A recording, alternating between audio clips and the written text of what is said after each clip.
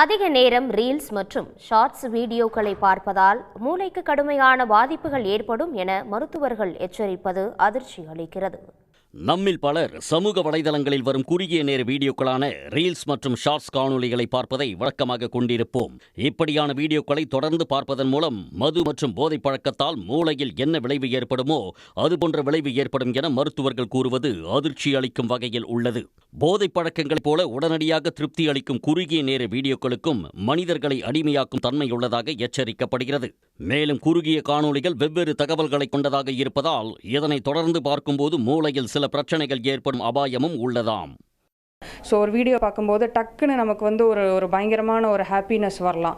அப்படி இல்லைன்னா ஒரு சோகமான வீடியோ வருதுன்னா டக்குன்னு பயங்கரமான ஒரு சேட்னஸ் வரலாம்.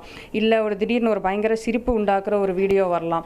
ஸோ இந்த மாதிரி அடுத்தடுத்து நம்ம பார்க்கும்போது ஒரு எக்ஸ்ட்ரீம்ஸ் ஆஃப் எமோஷன்ஸ் இந்த மாதிரி மாறி மாறி வரும்போது நார்மலாக நம்ம பிரெயினில் இருக்க வேண்டிய ஒரு சில ஹார்மோன் லெவல்ஸ்லலாம் அந்த பிரெயினில் இருக்க வேண்டிய சில கெமிக்கல் லெவல்ஸ்லலாம் சில வேறுபாடுகள் ஏற்படலாம். ரீல்ஸ் மற்றும் ஷார்ட்ஸ் வீடியோக்களை பார்ப்பதன் மூலம் புதுமையான உணர்வு கிடைக்கிறது. இதனால் நொடிக்கு நொடி புதுமையை தேடுவதால் ஆழமாக சிந்திக்கும் மற்றும் கவனம் செலுத்தும் திறன் பாதிக்கப்படுகிறது. தொடர்ந்து சிறிய வகை வீடியோக்களை பார்ப்பதால் நினைவை தக்க வைத்துக் கொள்வதிலும் ஒரு விஷயத்தில் நீண்ட நேரம் கவனம் செலுத்துவதிலும் சிக்கல் ஏற்படுகிறது. மேலும் இப்படியான வீடியோக்களை தொடர்ந்து பார்ப்பதால் மூளையின் முன்பகுதி கடுமையாக பாதிக்கப்படும் அபாயம் இருப்பதாகவும் மருத்துவர்கள் தெரிவிக்கின்றனர். ஒரு சில இடங்களில் ப்ரீஃப்ரான்டல் கார்டெக்ஸ்னு சொல்லுவோம், பிரெயினோட முன்னாடி பகுதியில் இருக்கிற மூளை நரம்புகள்லாம் கொஞ்சம் சரியாக வளர்ச்சி அடையாமல் போகலாம். ஸோ இந்த மாதிரி சரியாக வளர்ச்சி அடையாமல் இருக்கும்போது என்ன ஆகும்னா நாளடைவில் பின்னாடி ஏஜ் ஆகும்போது ஞாபக சக்தி, அதாவது நம்ம படிக்கிறதையோ இல்லை நம்ம ஏதாவது ஒன்று பார்க்க வைக்கிறதையோ நம்ம மெமரியில் தக்க வச்சுக்கக்கூடிய ஞாபக சக்தி கம்மியாகலாம். இதனால் செல்போன், லேப்டாப் திரையை அதிக நேரம் பார்ப்பதால் மூளையின் வெளிப்புறத்தில் பாதிப்புகள் ஏற்படுவதாக கூறப்படுகிறது. அதேபோல் இரவு நேரங்களில் அதிக நேரம் செல்போன்களின் திரையை பார்ப்பதால் தூக்கம் பாதிக்கப்படுவதாகவும் இதனால் மூளையில் கற்றல் மற்றும் நினைவாற்றலுக்கான பகுதி சிதைவதாகவும் மருத்துவர்கள் சொல்கிறார்கள்.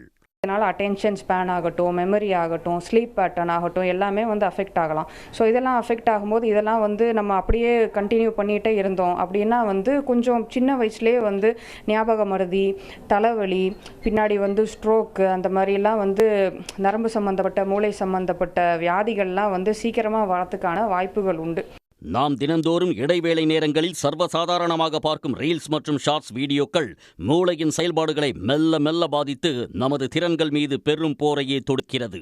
இந்நிலையில் இவ்வகை குறுகிய வீடியோக்களை பார்க்கும் நேரத்தை கட்டுப்படுத்தவும் முடிந்தவரை இரவு நேரங்களில் செல்போன், லேப்டாப் திரைகளை அதிக நேரம் பார்ப்பதை தவிர்க்கவும் மருத்துவர்கள் அறிவுறுத்துகின்றனர். உடனுக்குடன் செய்திகளை தெரிந்து கொள்ள சன் நியூஸ் பெல் ஐகானை கிளிக் பண்ணுங்க.